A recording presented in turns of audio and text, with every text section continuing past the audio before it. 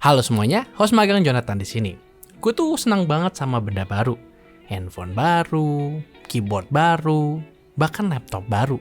Soalnya kalau masih keluar tuh masih wangi dari kotaknya, mengkilap, dan juga bisa dibilang bersih dari program-program. Pertanyaannya, apakah kalian ngelakuin hal yang tepat sebelum menggunakan laptop baru kalian? Soalnya kadang kita saking semangatnya sama laptop baru, sampai kita lupa untuk ngelakuin hal-hal ini. Jadi, apa aja sih yang perlu kalian lakukan sebelum menggunakan laptop baru kalian? Nah, di video kali ini gue akan memberikan 5 hal yang perlu kalian lakukan sebelum langsung menggunakan laptop baru. Nah, biar nggak ketinggalan, kalian juga bisa bantu pencet tombol subscribe-nya kalau baru ketemu sama channel ini. Soalnya kami setiap minggu akan ngebahas soal review dan juga teknologi terkini. Kalau kalian nggak mau ketinggalan, boleh juga pencet lonceng belnya supaya setiap kali ada video baru dari kami, bisa langsung masuk ke notifikasi inbox kalian. Apa aja sih hal yang perlu kalian lakukan sebelum bisa langsung terjun ke lobby Apex atau mungkin langsung mulai mengerjakan tugas kuliah kalian? Sebenarnya ada cukup banyak sih, mulai dari ngelakuin partisi laptop, habis itu mengatur mode sleep, sampai bisa memastikan kalian punya program yang tepat untuk penggunaan pekerjaan, kuliah, atau mungkin gaming kalian. Mari kita masuk ke poin pertama. Poin pertama, atur mode sleep dan hybrid pada laptop kalian. Ini adalah hal penting yang biasanya suka dilupakan ketika membeli laptop baru. Soalnya secara umum konfigurasinya itu akan disetting, laptop akan tidur 15 menit ketika menggunakan baterai, dan akan tidur 30 menit kalau sedang dicolok. Dan menurut gue ini sangat mengganggu, apalagi kalau kalian ingin meninggalkan laptop kalian untuk mendownload software yang cukup besar. Tadinya mau ditinggal supaya istilahnya bisa ngelakuin hal yang lain, tapi pas balik malah menemukan laptopnya tidur, kan ngeselin ya. Ada 2 mode yang bisa kalian ubah ketika mengatur kapan laptop akan tidur. Mode yang pertama adalah kapan laptop akan tidur ketika menggunakan baterai, dan mode kedua adalah kapan laptop akan tidur jika menggunakan charger. Kalau gue pribadi, gue sebenarnya menggunakan laptop itu langsung dikonfigurasi kalau lagi dicolok itu nggak pernah mati. Soalnya gue suka banget kadang-kadang menggunakan fitur itu untuk mendownload semalaman kalau misalkan gue download software yang cukup gede kayak ratusan giga. Nah, selain itu kalian juga bisa mengatur kapan layar laptop kalian akan mati, dan itu sangat berguna kalau misalkan kalian udah lama mungkin nggak ngasih input ke laptopnya. Itu mungkin 10-15 menit layar udah bisa mati, dan itu enak banget supaya kalian kalau lagi download malam-malam itu nggak bikin kamar kalian jadi terang benderang. Poin kedua, install software yang krusial buat kalian. Soalnya bagi para pengguna laptop baru, menggunakan laptop secepat mungkin adalah prioritas utama. Tapi untuk bisa melakukan tersebut, kalian memerlukan program yang istilahnya bisa mendukung kalian untuk bisa bekerja atau mungkin langsung bermain. Model kalau kalian perlu browser, kalian perlu Google Chrome. Kalau kalian perlu aplikasi meeting, kalian perlu install Zoom. Dan juga mungkin kalau kalian pengen download game, kalian mesti punya Steam. Dan hal tersebut harus dilakukan satu persatu karena laptop kalian masih kosong. Jadi kalau kalian mungkin nggak pakai Microsoft Edge, jadi download dulu browsernya. Habis itu buka dulu ke website satu-satu, buka Zoom, buka WhatsApp, buka Discord, buka Steam, dan download aplikasinya secara satu persatu.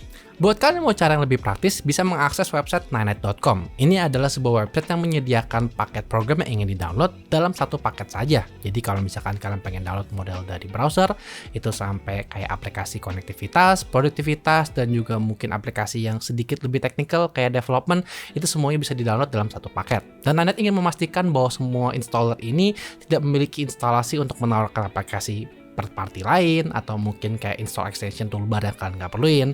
Intinya ingin memberikan sebuah paket download yang bersih, simple, dan juga praktis. Poin ketiga adalah ngebuang software yang kalian nggak perlu. Soalnya laptop kalian mungkin saja datang dengan software yang diinstal dari pabrik. Dan terkadang kalian perlu nih sama software-software tersebut. Contohnya kalau kalian beli laptop Asus, mungkin sudah datang dengan software namanya Armoury Crate, di mana bisa mengatur kayak dashboard CPU dan mungkin konfigurasi RGB.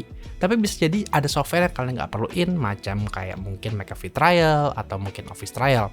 Mungkin kedengeran sepele sih, tapi sebenarnya Microsoft itu nggak bisa nge-delete Office Trial, bahkan ketika gue install Office gue sendiri yang gue beli dengan lisensi gue sendiri. Jadi agak jebelin ya. Nah, karena kita ngomongin soal manajemen, ada 2 hal yang juga bisa kalian lakukan, yaitu partisi virtual dan juga mengatur program startup. Partisi virtual ini berguna kalau misalkan laptop kalian datang dengan ukuran SSD yang cukup besar atau mungkin HDD, tapi cuma ada satu aja.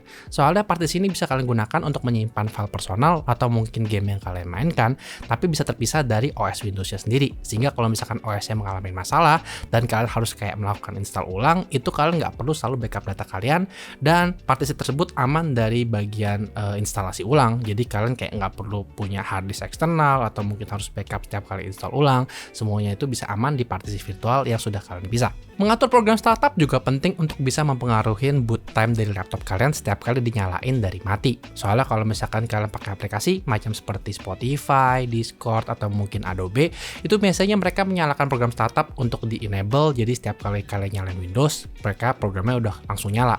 Tapi kalau misalkan kalian nggak perlu program tersebut langsung nyala, itu bisa kalian matiin aja, dan itu biasanya sering gue disable. Apalagi kalau misalkan kalian menggunakan antivirus, tapi kalian nggak mau program startup kalian tuh antivirusnya langsung nyala di depan. Soalnya itu salah satu program yang sangat memakan banyak resource ketika kalian nyalain laptop. Jadi kalau misalkan kalian kepengen kayak respons yang lebih cepat setiap kali nyalain, kalian bisa ngatur program startup dan apa aja yang kepengen kalian nyalain dan apa yang bisa kalian matiin.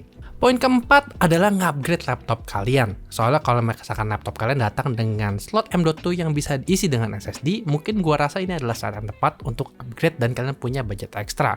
Soalnya kalau install SSD setelah udah di setup dan udah banyak program, menurut gua akan menjadi merepotkan. Dan pastiin ya kalau misalkan kalian pengen upgrade, itu kalian punya ukuran tepat. Soalnya bahkan M.2 SSD aja punya ukuran yang berbeda-beda tergantung dari laptopnya. Jadi pastiin kalian tahu cara bongkar laptopnya, laptop kalian bisa dibongkar untuk upgrade, dan kalian nggak ngerusak garansi ketika ngelakuin upgrade storage sendiri. Jadi contohnya ini gua ada laptop G504 punya Luis yang lagi pengen di-upgrade SSD-nya. Jadi kalau misalkan kalian pengen bongkar, itu pastiin kalian tahu layoutnya. Contohnya kalau kayak Asus, itu nggak ada masalah soal semuanya bisa digunakan Phillips head screw, dan bawahnya itu biasanya cuma satu plate aja, sehingga habis gue copot semua skrunya bisa gue langsung angkat, dan pastiin kalau misalkan nggak ada kayak tab yang bisa bikin patah kalau kalian tarik secara kenceng.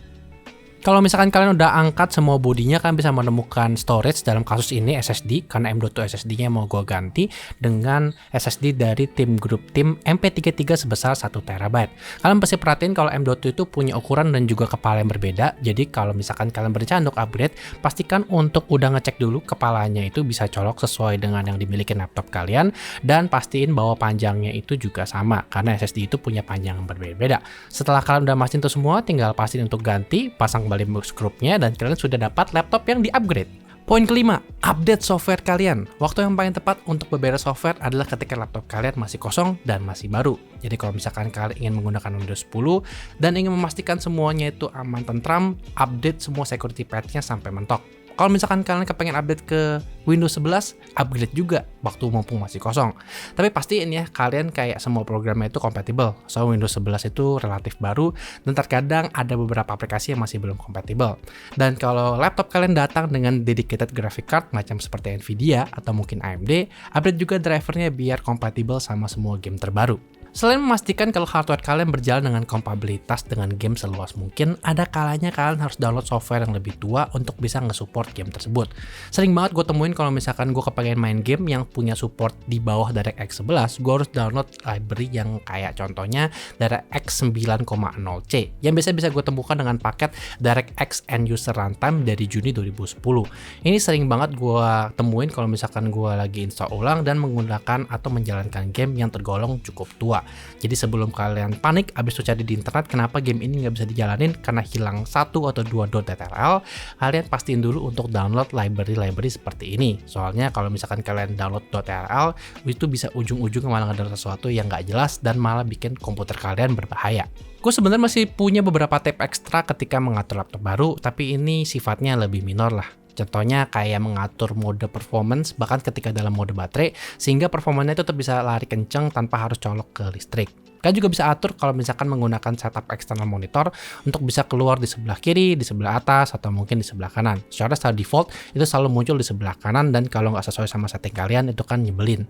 Habis itu kalian juga bisa ngatur kalau misalkan laptop ditutup, itu akan masuk ke mode sleep, masuk ke hibernate, atau bahkan nggak ngelakuin sama sekali. Dan semua konfigurasinya itu bisa kalian atur di control panel dengan konfigurasi yang jauh lebih dalam. Segitu aja sih kira-kira 5 hal yang menurut gue bisa membantu membuat pengalaman kalian jauh lebih siap ketika menggunakan laptop baru. Jadi udah lebih siap, lebih praktis, dan bisa langsung menggunakan laptop untuk kebutuhan kalian, mau itu dipakai kerja, mau sampai main game.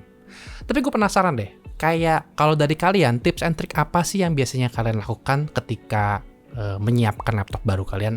Kayak ada ritual atau hal apa yang biasanya kalian selalu lakukan ketika menyiapkan laptop baru tersebut.